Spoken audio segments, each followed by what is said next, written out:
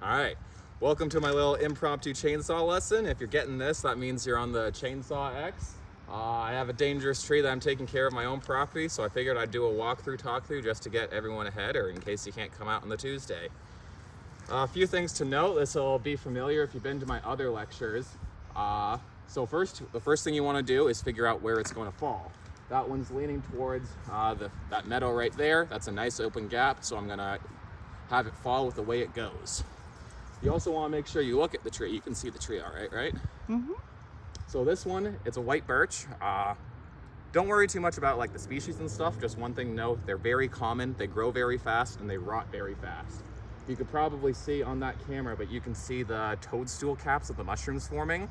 If you could see the toadstool of the mushrooms, that means the mycelium layer is huge. I don't have my own hard hat, but the government gave us one for free. This is very important when working at heights. It's more of an armyism thing to wear it when you're cutting on the ground. The arborist field, you are wearing something on your head whenever something's in the air, when it's on the ground. For the exercise, you'll wear it all times. So the big thing with this is it's not going to stop big branches. You can see that little one up there is probably about only 40 pounds, which isn't crazy amount of weight, but it's almost 20 meters up. So that gives it 2 seconds to accelerate. That's a lot of energy. Not enough to pierce this, but enough that it'll pierce your skull if you don't go through. I'm wearing slightly different pants, and I'm wearing this, so I have all my gear. I've already done the prep, the saw's been filled, and the chain is tight.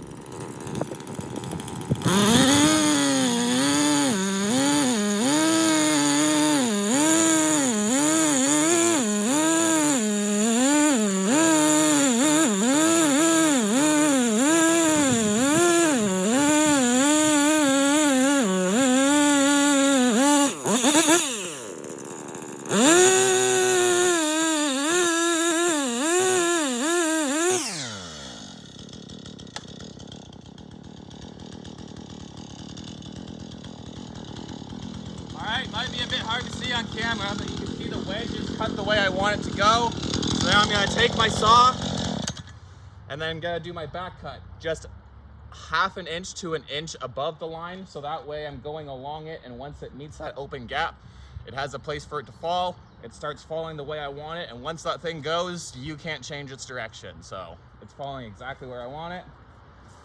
Alright.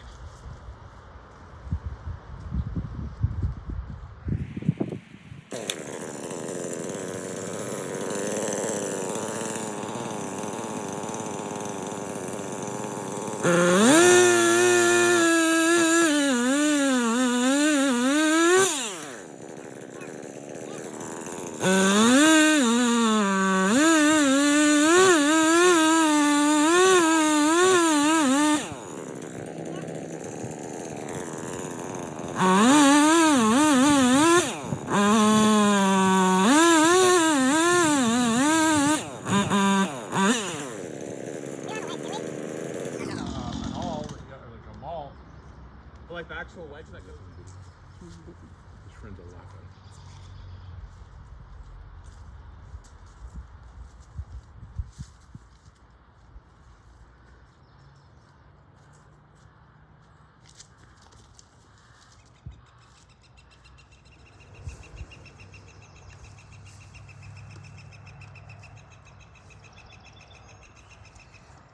There it goes.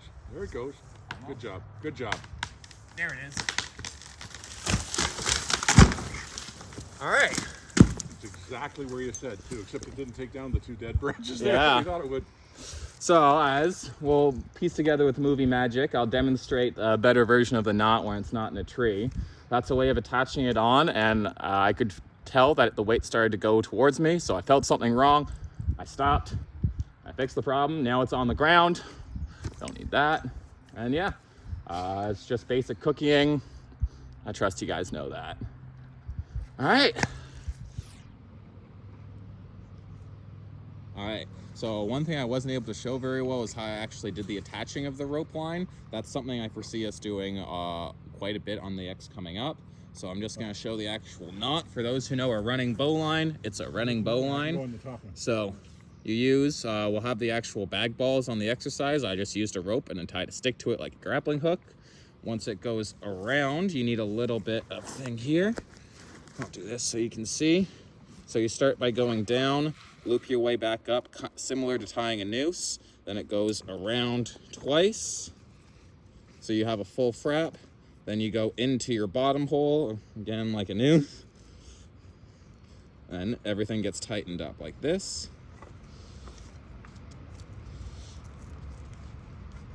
And there you have your running bow line. This way you can just simply pull and it'll climb itself up and attach itself to the tree, and it'll tighten in on itself, so the more you pull, the stronger the knot gets. If you're using a truck to pull down a tree, that is a safe thing and an option to do. Just one thing to know, it'll make this knot a 10-minute job to undo. But if that's the safe. All right. One last thing, just because this would be something really hard to recreate in the training area, I don't suspect it's something that we're going to be doing on exercise, but it's a good skill to know, is how to finish off a cut and actually stump it. So essentially, you start off by doing what I've already done by removing all unnecessary weight, just because all of it's going to be pinching down on your saw. There's a few techniques to this, depending on how big your saw is and how big the tree itself is. You want to physically clear away everything that you can. This big rock I am not able to move, so that is an obstacle I just have to work around. And then you start by going around it. If you enter trouble, one technique you can do is to break it off into sections by going straight down. And the last one I did, I broke it up into quarters just because it was a wide tree and this is a small saw. Yeah.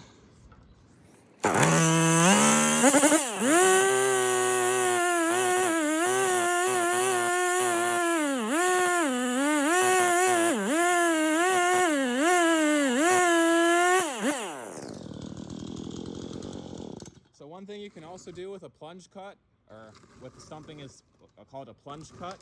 So with this, you have to go in very slowly, because at first there's a risk of knockback, and then afterwards it's just really stressful on the saw, so you have to go slowly. But once you can get an actual path, it lets you get into it, so that way you can clear under it, just because it's a bit tricky to get it this low, and this also lets you get it into segments better.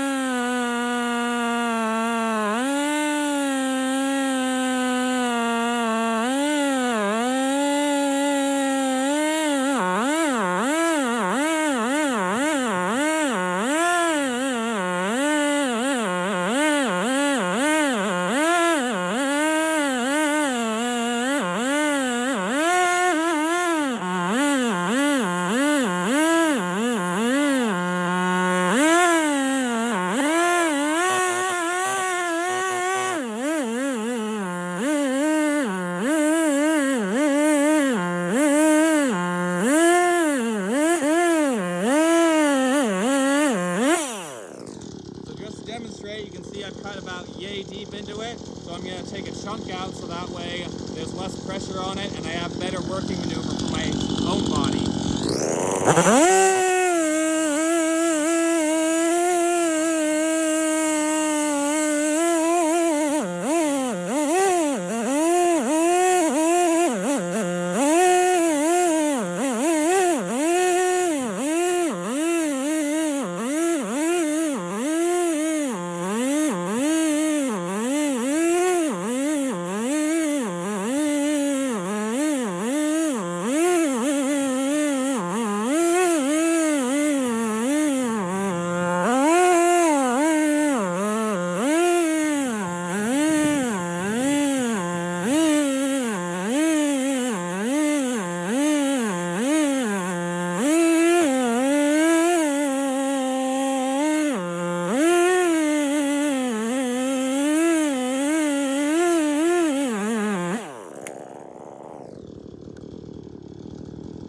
As you can kind of see, that lets you get it into chunks. This is a bit more of a technical cut, so it takes quite a bit of time.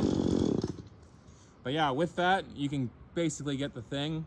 If you understand the concept, this is probably a good place to end the video, just so you're not looking at me cutting trees for a while, but you get to do it in segments.